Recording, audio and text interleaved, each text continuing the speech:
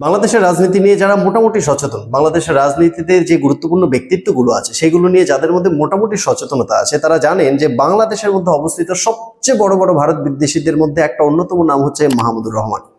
In fact আমার হিসেবে সবচেয়ে বড় নাম। এই মাহমুদুর রহমান আমার দেশ পত্রিকার সম্পাদক, একটা সিনিয়র জার্নালিস্ট এবং একজন লেখক। উনি 100 বার ভারত বিরোধিতা করতে পারেন, সেটা নিয়ে আমার কোনো প্রশ্ন নেই। যদিও যেই দেশে থেকে উনি ভারত বিরোধিতা করছেন সেই দেশটা স্বাধীন হয়েছে এই ভারতের সহযোগিতায়, সেটা একটা আলাদা বিষয়। এমনকি যে ভারত বিরোধিতা করতে গিয়ে যে দেশের পক্ষ, যে পাকিস্তানের পক্ষ উনি নিচ্ছেন, সেই পাকিস্তান কিন্তু যেই ভাষাতে আজকে ভারত বিরোধিতা করছেন সেই ভাষাটা পর্যন্ত কেড়ে নিতে চাইছিল, উর্দু ভাষা চাপিয়ে দিচ্ছিল বাংলা ভাষার বদলে। সেটাও একটা আলাদা বিষয়। কিন্তু আমি সবচেয়ে বেশি অবাক হচ্ছে এটা দেখে যে ওনার মতো একটা শিক্ষিত ব্যক্তি কি করে এমন ভিত্তিহীন অ্যালিগেশন লাগাতে পারে, এমনকি প্রকাশ্যে এমন কাঁচা কাঁচা মিথ্যে কথা বলতে পারে। আমরা অনেক দেখি রাস্তাঘাটে, ফুটপাতে অনেক সাধারণ মানুষের মধ্যে কিছু সাংবাদিক মাইকটা ধরে এবং তারা কিছু একটা ভুলভাল বললেই কিন্তু সেটা ভাইরাল হয়ে যায়। কিন্তু এই মাহমুদুর রহমান তো রাস্তার মধ্যে দাঁড়িয়ে থাকা একটা লেম্যান নয়, একটা সিনিয়র জার্নালিস্ট, একজন লেখক। তাই উনি এমন ভিত্তিহীন অ্যালিগেশন লাগাবে বা এমন কাঁচা কাঁচা মিথ্যা কথা বলবে, সেটা তো বিশ্বাস করা যায় না। তো তেমন কিছু নমুনা আমি আপনাদের আজকে দেখাবো। আপনি দেখেন মাইনরিটি কার্ড কিভাবে খেলা হচ্ছে। সাহস হয় কি করে ইসকনের মতো একটা সাম্প্রদায়িক এবং রয়ের একটা সংগঠন চট্টগ্রামে এত বড় সভা করে? এখানে উনি বলছেন যে ইসকন মাইনরিটি কার্ড খেলছে। সত্যি যদি কোনো একটা দেশে ধর্মের ভিত্তিতে কোনো রকম ডিসক্রিমিনেশন না হয়ে থাকে, কোনো রকম ভেদাভেদ না হয়ে থাকে, সবার জন্য সমান স্বাধীনতা থেকে থাকে, তাহলে সেই দেশের কোনো মাইনরিটি যদি মাইনরিটি কার্ড খেলে থাকে সেটা অবশ্যই নিন্দনীয়। কিন্তু পরের লাইনে উনি বলছে যে ইসকনের এত সাহস কি করে হয় চট্টগ্রামে এত বড় সভা করার? কেন? বাংলাদেশে এই যে মুসলিম সংগঠনগুলো এত বড় বড় সভা করছে, সেটার জন্য তো আলাদা কোনো সাহসের প্রয়োজন নেই।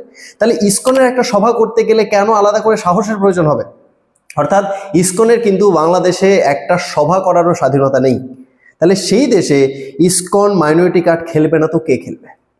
ভারতে মুসলমানের সংখ্যা কত? 15%। একদিনও ঈদের জন্য ছুটি নাই, নো ন্যাশনাল হলিডে। ছুটি যেটা আছে সেটা স্টেট গভর্নমেন্টের, সেন্ট্রাল গভর্নমেন্টের কোনো ছুটি নাই ইন্ডিয়াতে। তো যে দেশে যারা ইন্ডিয়াতে 15% মুসলিমদের জন্য একটা ঈদে ন্যাশনাল হলিডে দেয় না, তাদের কাছ থেকে আমাদের লেকচার শুনতে হবে যে এই দেশে মাইনরিটিকে কিভাবে আমরা রাখবো। ভারতে 15% মুসলমান থাকা সত্ত্বেও মুসলমানদের জন্য একদিন ঈদের ছুটি নেই, সরকারি ছুটি সেন্ট্রাল গভর্নমেন্টের। শুধু একটা ছুটি আছে স্টেট গভর্নমেন্টের। মাহমুদুর রহমান এই কথা বলছে। ভারতের বিরুদ্ধে বাংলাদেশের সাধারণ মানুষকে উস্কে দেওয়ার জন্য কত বড় বড় মিথ্যা কথা বলতে পারে সব মাহমুদুর রহমানের মতো শিক্ষিত ব্যক্তিরা, সেটা বাংলাদেশের মানুষদের একটু জানা উচিত। প্রথম কথা হচ্ছে এই যে স্টেট গভর্নমেন্ট, উনি স্টেট গভর্নমেন্ট বলতে কি বোঝায়? বাংলাদেশের অর্ধেকের বেশি লোক তো স্টেট গভর্নমেন্ট বলতে শুধুমাত্র পশ্চিমবঙ্গকে বোঝে ভারতের স্টেট গভর্নমেন্ট বলতে। কিন্তু বাংলাদেশের মানুষদের জানা উচিত যে পশ্চিমবঙ্গের মতো ভারতের কিন্তু 29টা স্টেট গভর্নমেন্ট আছে। তাহলে মাহমুদুর রহমান যখন বলছে যে শুধুমাত্র স্টেট গভর্নমেন্টের ছুটি আছে, উনি কি 29টা স্টেট গভর্নমেন্টের সমস্ত রিপোর্ট সবকিছু চেক করার পরেই বক্তব্য রেখেছে? আর এরকম ব্যক্তিদের বক্তৃতা শুনে যেসব বাংলাদেশের সাধারণ মুসলমানরা ভারত সম্পর্কে একটা বিদ্বেষমূলক ধারণা পোষণ করেন, তাদের জানা উচিত যে এরা কতটা সত্যি বলছে বা কতটা মিথ্যে বলছে। 2024 সালের ভারতের যেই সেন্ট্রাল গভর্নমেন্টের ছুটি, সে লিস্ট আমি আপনাদের দেখাচ্ছি, খেয়াল করে দেখুন। ঈদ উল ফিতরের ছুটি 11ই এপ্রিল। ঈদ উল জোহা অর্থাৎ যেটাকে বাকরি ঈদ বলা হয়, বাকরি ঈদের ছুটি 17ই জুন। মাহরম, যেটা মুসলিম ইসলামিক ক্যালেন্ডারে শুরু হয়, মাহরমের ছুটি হচ্ছে 17ই জুলাই। আর 2024-এ মিদাল উন নবী অর্থাৎ যেটা নবীর জন্মদিন বলে যেটা মুসলিম সমাজে উদযাপন করা হয়, সেই দিনের জন্য ছুটি হচ্ছে আমাদের ভারত সরকারের সেন্ট্রাল গভর্নমেন্ট থেকে 16ই সেপ্টেম্বর। আর মাহমুদুর রহমান কি বলছে ভালো করে খেয়াল করুন। মাহমুদুর রহমান বলছে যে 15% মুসলিমদের জন্য একটা ঈদের ছুটি নিচ্ছে সেন্ট্রাল গভর্নমেন্টের। কত বড় মিথ্যা কথা বলছে বুঝতে পারছেন? এবার উনি একটা সিনিয়র জার্নালিস্ট, একটা লেখক, আমার দেশ পত্রিকার সম্পাদক।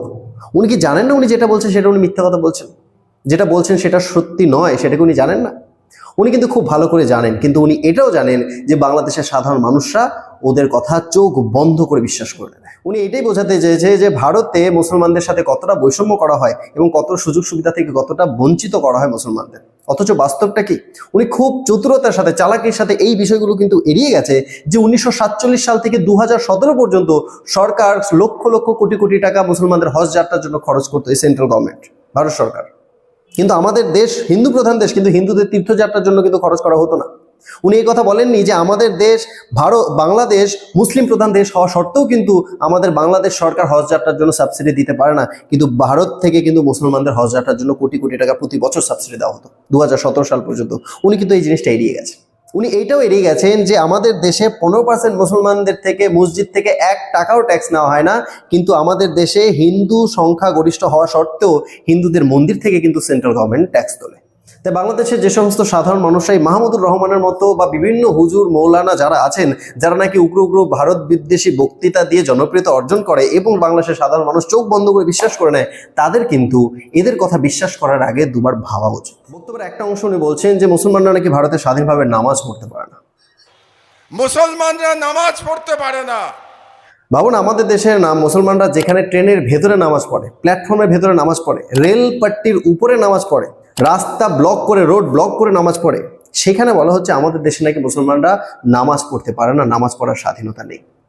এই মাহমুদুর রহমানের মতো বা বিভিন্ন শিক্ষিত মোল্লা মৌলবী যারা আছে, তারা যখন বাংলাদেশের সাধারণ মুসলমানদের এমন মিথ্যে কথা বলবে, তখন তাদের মধ্যে তো ভারত বিরোধিতা আসাটা স্বাভাবিক। কিন্তু তাদেরও একটা দায়বদ্ধতা আছে যে এদের কথা বিশ্বাস করতে গেলে কিন্তু চোখ বন্ধ করে বিশ্বাস করা উচিত নয়, একটু ভাবা উচিত, একটু স্টাডি করা উচিত। বরং আমরা আমাদের যে 8.5% হিন্দু জনগোষ্ঠী আছে, তাদের সাথে আমরা সৌহার্দ্যমূলক সম্পর্ক রেখে চলি। বক্তব্যের শেষের দিকে উনি বলছে যে বাংলাদেশ তাদের সংখ্যালঘুদের সাথে সৌহার্দ্যমূলক সম্পর্ক রেখে চলে। আচ্ছা, বাংলাদেশ সৌহার্দ্যমূলক সম্পর্ক রেখে চলে, তার জন্যই বাংলাদেশে হিন্দুর সংখ্যা 27% থেকে কমে আজকে 6-7% পৌঁছে গেছে। আর ভারত সৌহার্দ্যমূলক সম্পর্ক রেখে চলে না বলে স্বাধীনতার সময় যে মুসলমানের সংখ্যা ভারতে 8% ছিল, সেটা বেড়ে বেড়ে আজকে 20% ছুঁই হয়ে গেছে। এটাই বলতে চাইছে। বাংলাদেশে হিন্দুদের সাথে সৌহার্দ্যমূলক ব্যবহার করা হয় বলেই আজকে সরকার পাল্টানোর মাত্র 2 মাসের মধ্যে 500টারও বেশি হিন্দু মন্দিরে হামলা হয়ে গেছে। আপনারা তো এগুলো প্রচার করবেন না, আপনারা প্রচার করবেন শুধু কোন মন্দির মুসলমানরা পাহারা দিচ্ছে সেটা, এবং সেই প্রচারের আলোতে আসল সত্যটাই চাপা পড়ে যায় যে মন্দির পাহারা দিতে হচ্ছে কেন। মন্দির কি কোনো টাকশাল, কোনো সিন্ধুক, নাকি কোনো ব্যাংক যেটা পাহারা দিতে হবে?